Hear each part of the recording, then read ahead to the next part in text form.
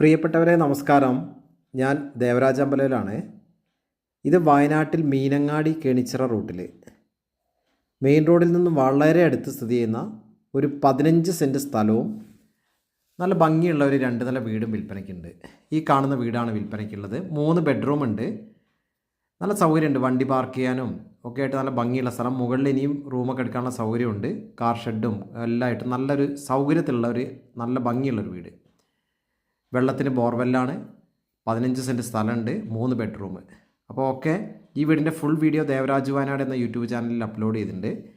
ഈ വീടിന് ആവശ്യപ്പെടുന്നത് 41 ലക്ഷം രൂപയാണ്. ചെറിയ രീതിയിലൊക്കെ വില കുറയും.